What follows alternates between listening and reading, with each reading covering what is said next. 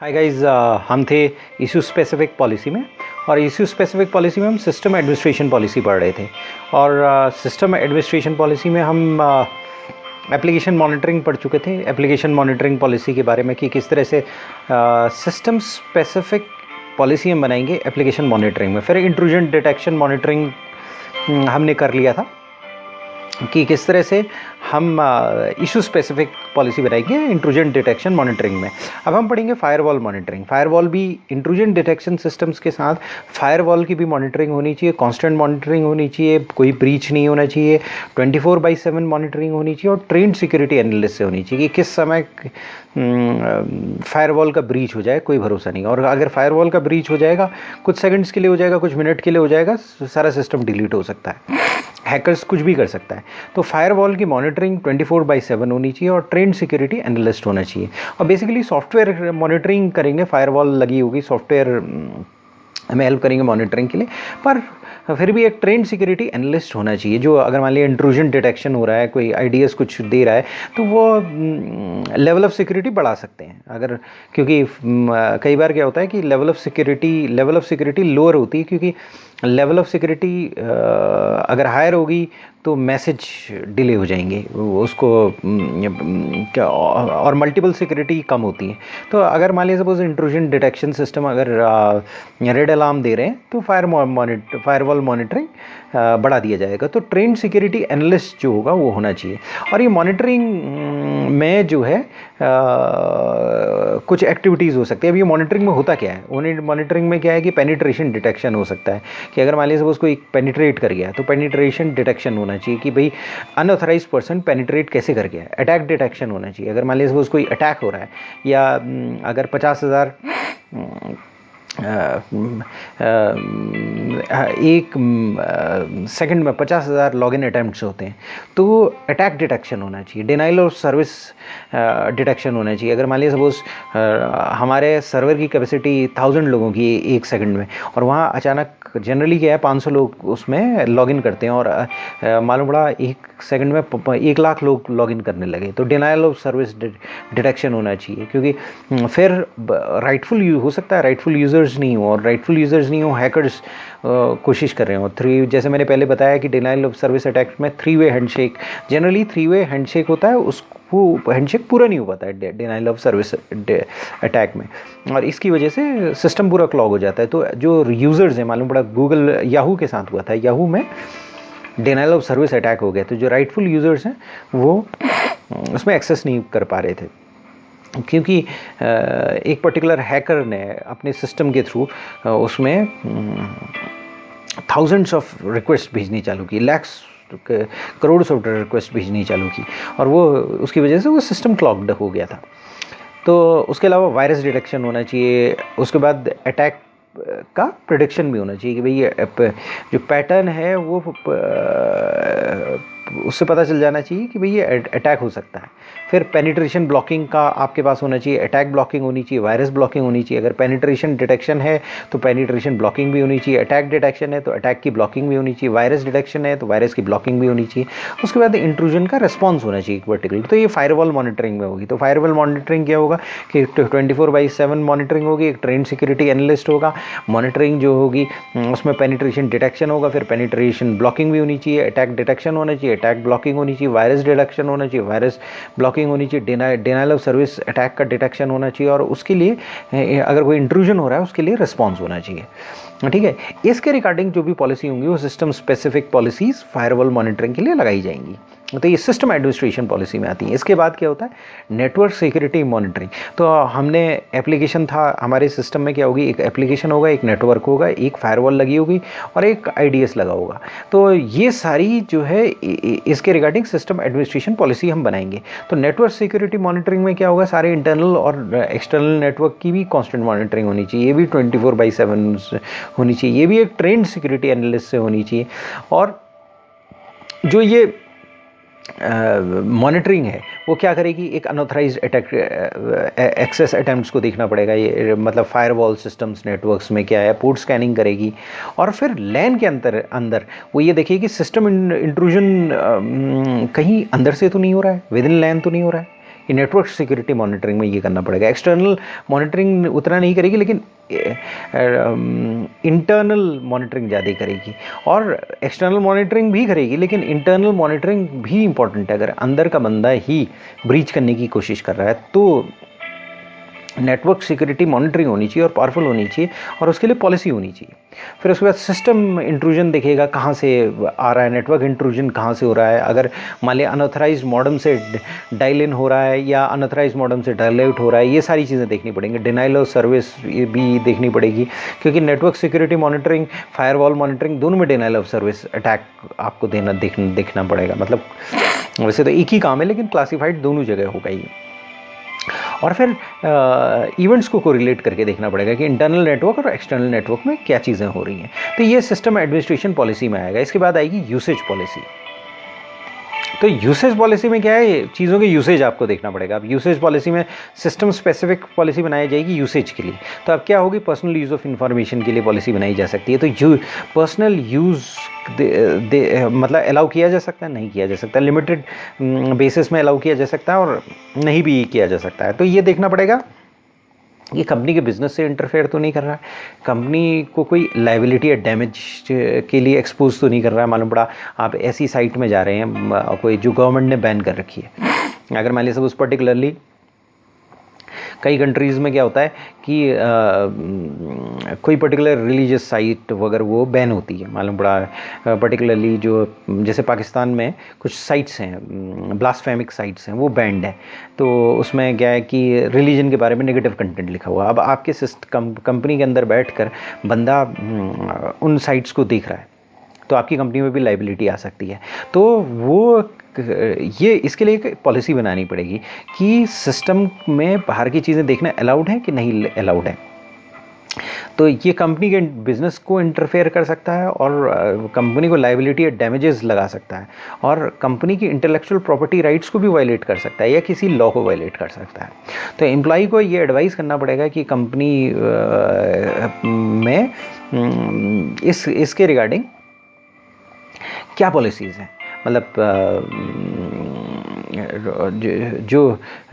जो पॉलिसीज़ हैं वो हमें बतानी पड़ेंगी। मतलब इन इश्यूज़ को एड्रेस करने के लिए क्या इशू स्पेसिफिक पॉलिसी है, ये करके हमें बताना पड़ेगा।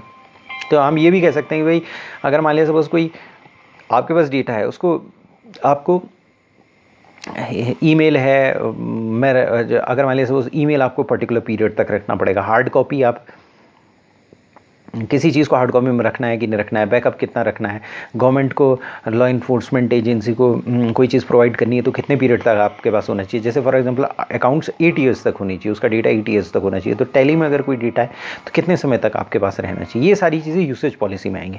इसके बाद आएगा पर्सनल यूसेज ऑफ टेलीफोन्स। अगर मान लीजिए सपोज कई कंपनी होती हैं वो फ़ोन ले जाने ही नहीं देती हैं, मतलब कई सेंसिटिव कंपनीज़ होती हैं कॉर्पोरेट, और कई बार क्या होता है कि कॉर्पोरेट फ़ोन दे दिए जाते हैं। तो उसमें आपको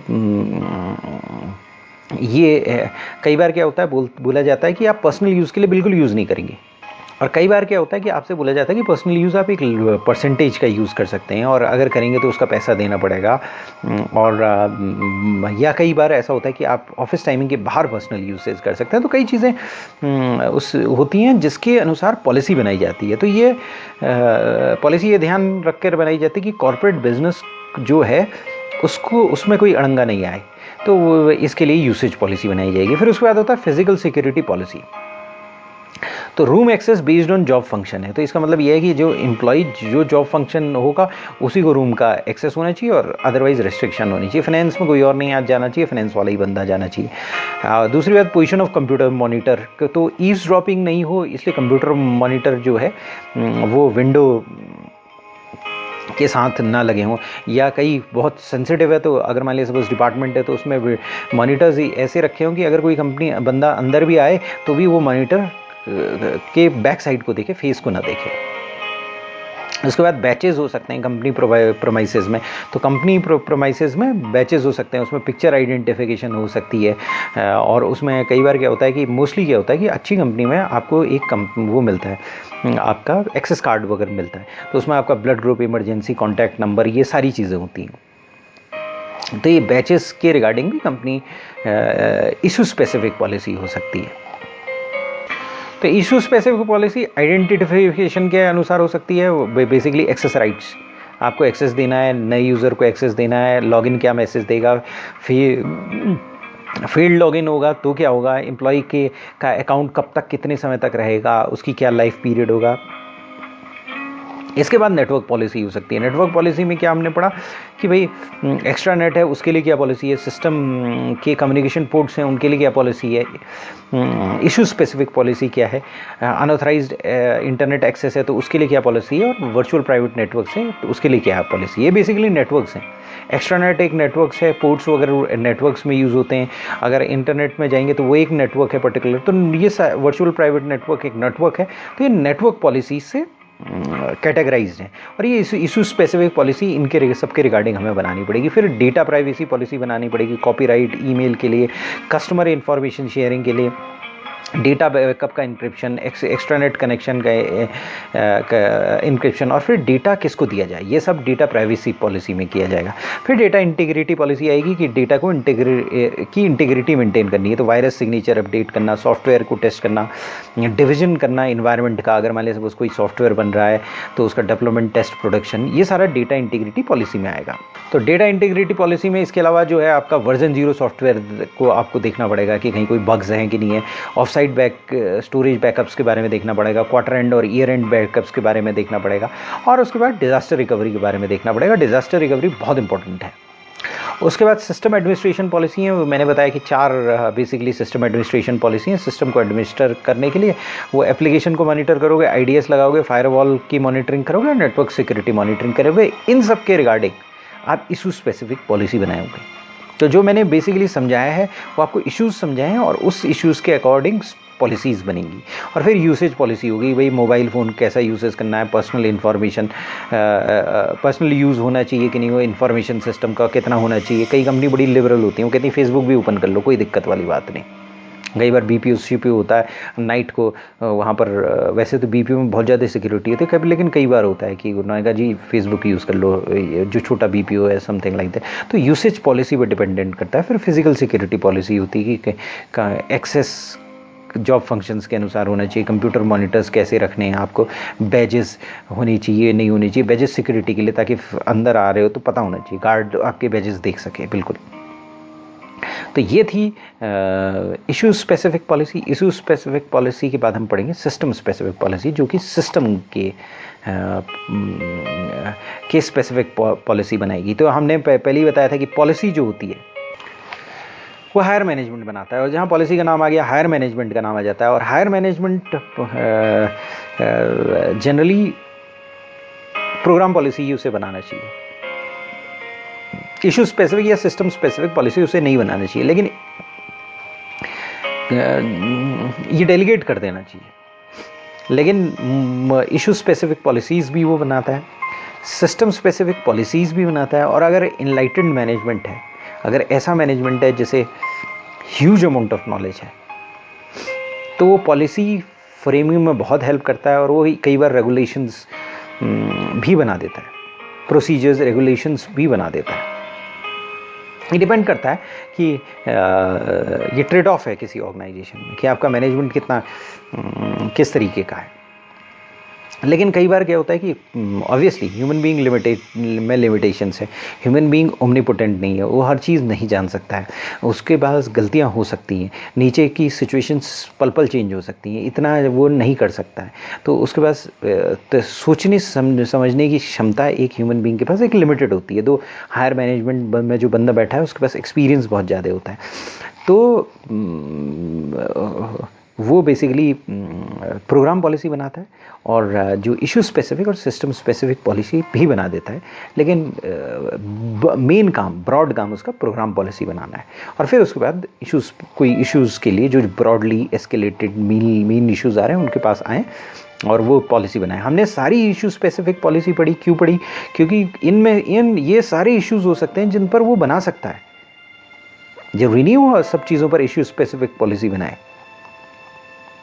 लेकिन वो बना सकता है जनरली इन सब में, वो ब्रॉडली एक पॉलिसी बना सकता है, उसके नीचे डेलीगेट कर सकता है, और फिर सिस्टम पर भी बना सकता है, एक particularly even access control list भी बना सकता है। सिस्टम अगर पर्टिकुलर सिस्टम है तो एक्सेस कंट्रोल लिस्ट बनाने के लिए भी एक पॉलिसी बना सकता है। इतनी निटिग्रिटी में वो जा सकता है कि कौन सी यूज़र को क्या ट्रेनिंग देनी है, ये लेवल तक भी जा सकता है। तो ये सिस्टम स्पेसिफिक पॉलिसी है, सिस्टम के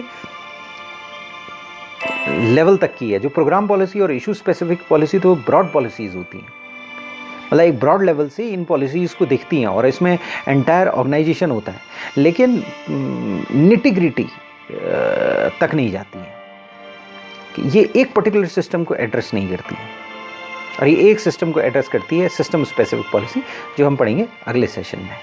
थैंक्स।